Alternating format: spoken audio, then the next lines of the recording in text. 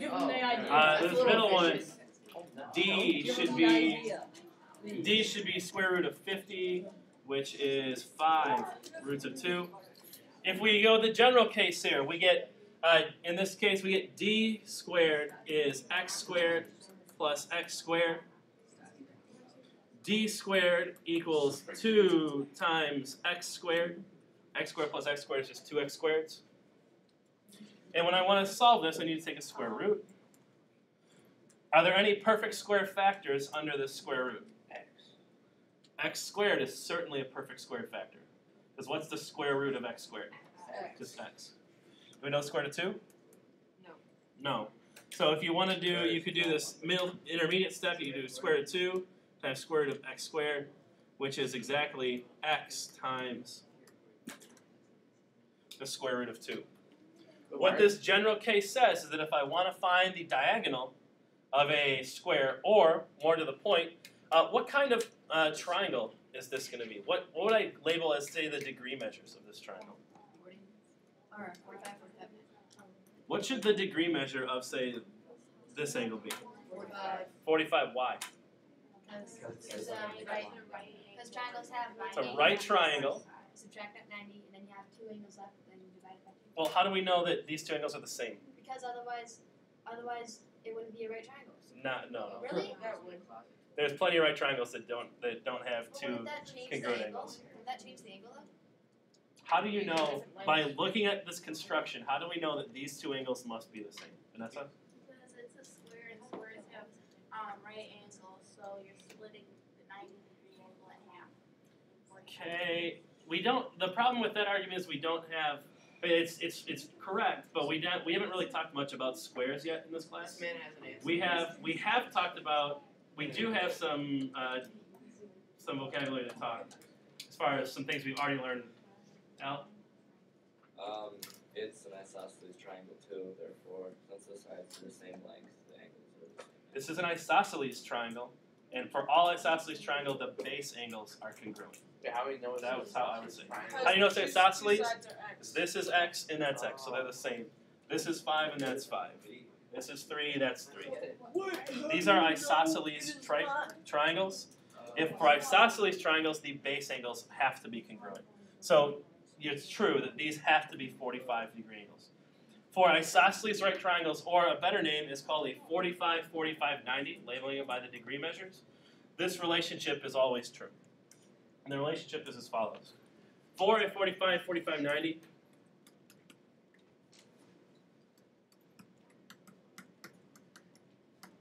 Could you say like 45, 90, 45? if you want, we always go least to greatest. For a 45, 45, 90 right triangle,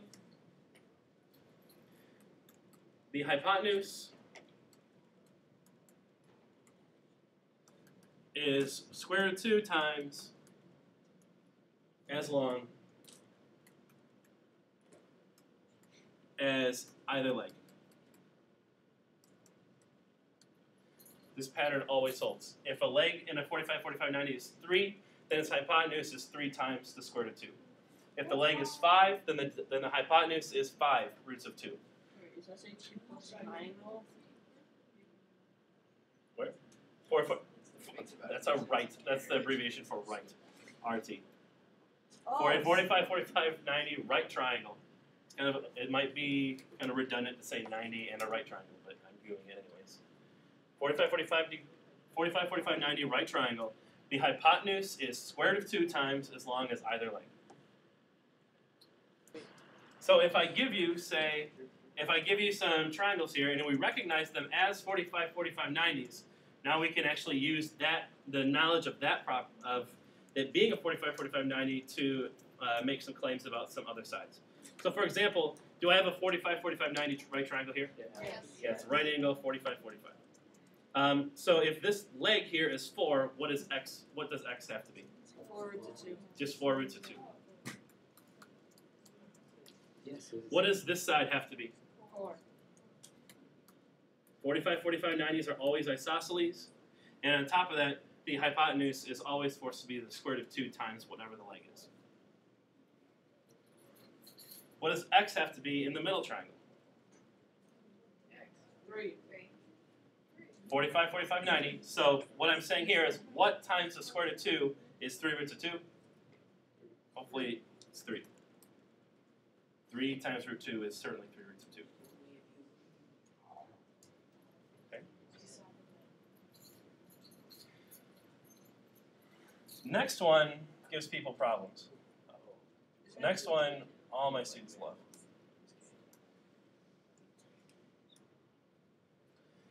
If I give you this right triangle, where I tell you the hypotenuse is 2 and the two sides are x.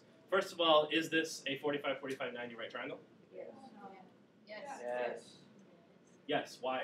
Because it's still an isosceles triangle. Because it's an isosceles right triangle. So these must be 45. Because these two legs are the same. So this is certainly a 45, 45, 90. Now how are we going to find x? Can I say what x is? What is x? X is square root of 2. X is exactly the square root of 2. How'd you get that? Because the square root of 2 times the square root of 2 is 2. So Scott asked himself this. He said, well, we kind of like this one. What times the square root of 2 gives me the hypotenuse? So you could say what times the square root of 2 is whatever this hypotenuse is. What's the square root of 2 times the square root of 2? 2. 2. It's certainly the square root of 2 squared.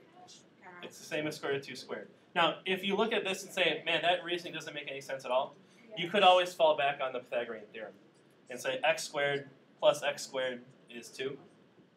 If you did that, you could say x squared plus x squared is 2. Squared. Yes. So x equals square root of 2? X is certain. Yes, x will be the square root of 2. If you solve this, you'd get 2x squareds equal 4.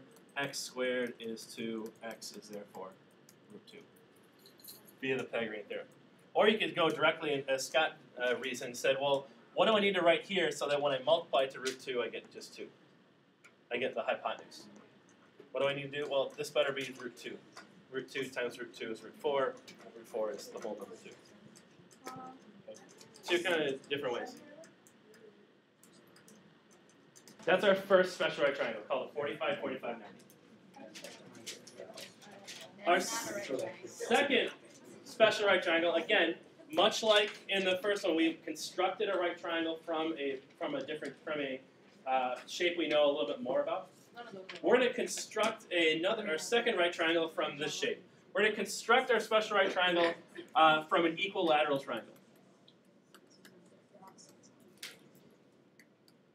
We'll start with an equilateral triangle. So all three of the sides of this triangle are going to be the same.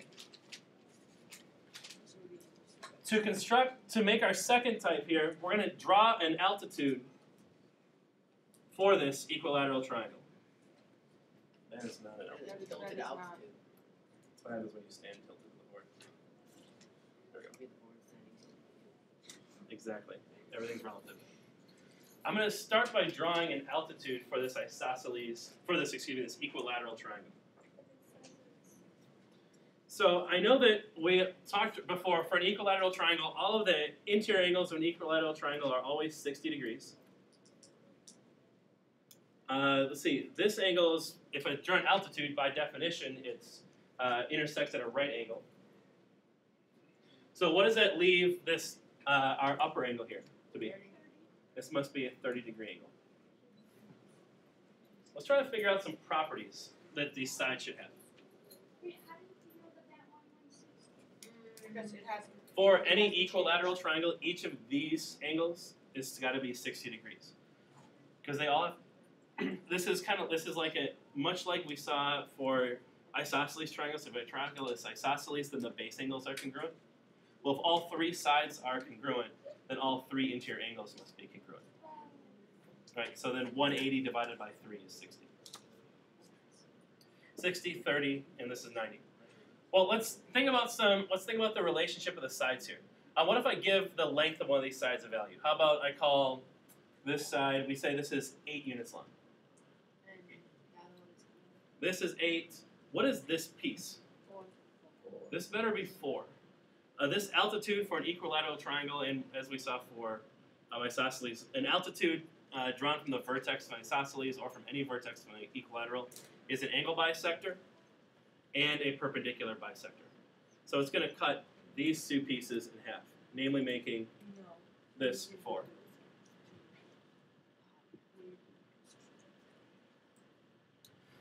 So if I know that notice that the side opposite of the 30-degree angle is half as big as the hypotenuse of this right triangle that I've drawn. What's going to be the other leg? What's going to be this like middle-sized leg? Let's use the Pythagorean theorem to find what it should be. 64 minus 16. Use the Pythagorean theorem quickly right now with this example, 8, 4, and this missing altitude. Let's find what that is. In exact form. Please write it in exact form. You're all about exact form. I am all about exact form.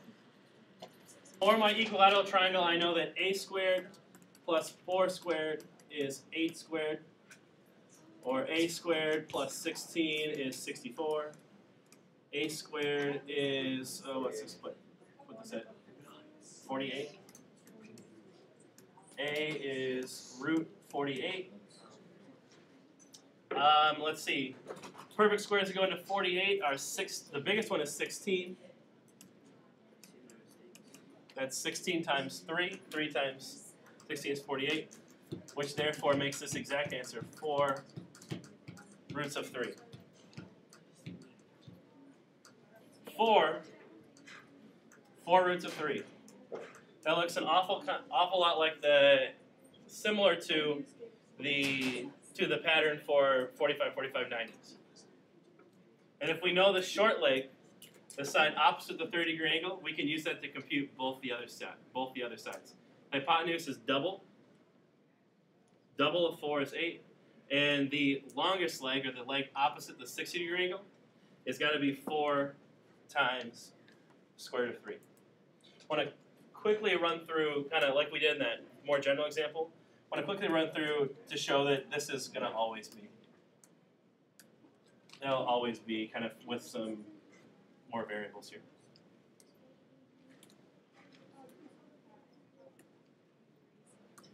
If instead of some concrete numbers, I'm going to prove this in general for variables. So I'm going to call whatever the small side x, and for this equilateral triangle, I'm going to call this twice as big. Or if this is an equilateral triangle, I have whatever number I have, I'm going to cut it in half to get this small side. And I'm trying to figure out what the altitude is here. I could have used x and half of x, but then that would make life a little more complicated. If I double x and use single x, you'll see what. I know a squared plus x squared is 2x squared. Again, in this case, I'm trying to explain to you exactly how I can get a formula for a based on if I know the short side, if I know something about the short side of my 30, 60, 90 right triangle. So the short side is x. The hypotenuse is twice as big because of the construction of this equilateral triangle. And I'm trying to get a by itself here. So if I square this 2x squared, I get this expression. I get a squared plus x squared equals 2 squared is 4, x squared is x squared. I get a squared by itself by subtracting this thing. And I get my altitude squared is simply 3 times whatever my short leg is squared. Or to get the value for a, I'll take square root of both sides. And get my altitude, it's got to be, notice that again, like in the first case, I had a perfect square here. Square root of x squared is just x. And I don't know what root 3 is. In general, for a 30, 60, 90 triangle, the hypotenuse is twice as long as the shortest leg.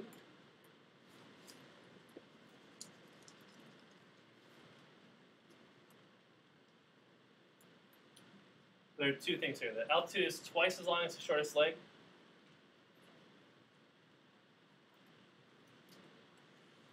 And secondly, the longer leg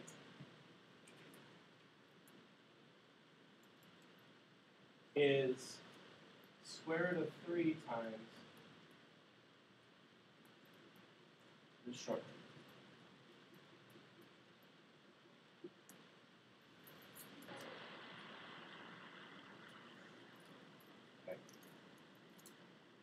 So for example, if I have, let's identify what type of special right triangle this is. This looks to me, it's a right triangle.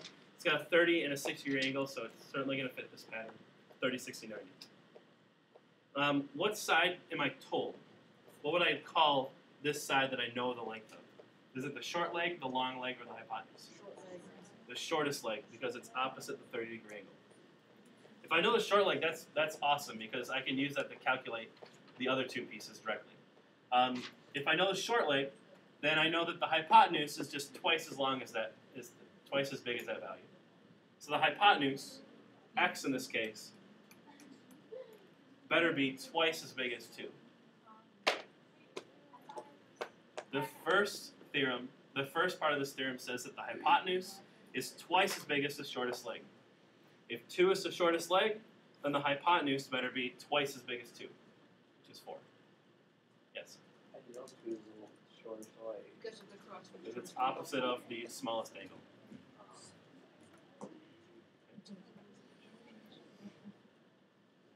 Therefore, y must be the long leg. How do I calculate the longer leg if I know, say, the shorter leg? 3 times. Root of 3. Root 3 times whatever the short leg is. So therefore, y must be 2 times Root 3. root 3.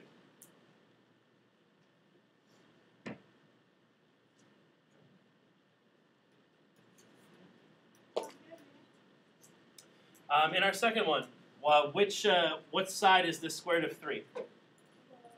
Is that the long leg, short leg, or hypotenuse? Long leg. Longest leg. Longest leg. It's opposite of the 60-degree angle. Okay, well, in order to find the hypotenuse, we need to know what the short leg is. So we better find that first. If we know the short leg, then we can just double it to get the hypotenuse. So what does the short leg in this case? Or what times the square root of 3 is the square root of 3? 3. 1. 3. 1. Some people are saying it, some people are 1. 1. 1 times the square root of 3 is the square root of 3. X better be the short leg in this case, better be exactly 1. 1 times root 3 is root 3. I'm told the long leg. So if I want to find whatever, I know that this long leg, root 3, is equal to whatever this is times the square root of 3. Well, you can solve this equation by dividing root 3 on both sides. Root 3 by root 3 has got to be 1. Or 1 times root 3 is root 3. If you know the short side, how do we find the hypotenuse? Double it. Double it. So what's y? 2.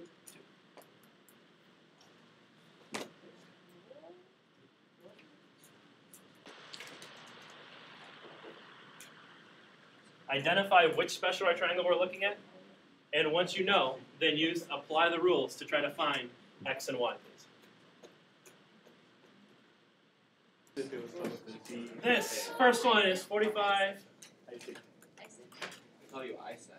90. Knowing it's a 45, 45, 90, I know that the legs are congruent, so y is 10, Oh. and the hypotenuse is 10 times square root of 2.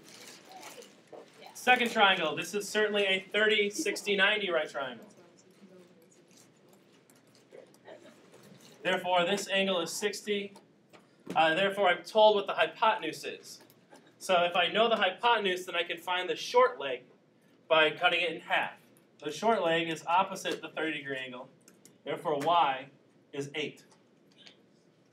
If the short leg is 8, then the long leg is just root 3 times 8.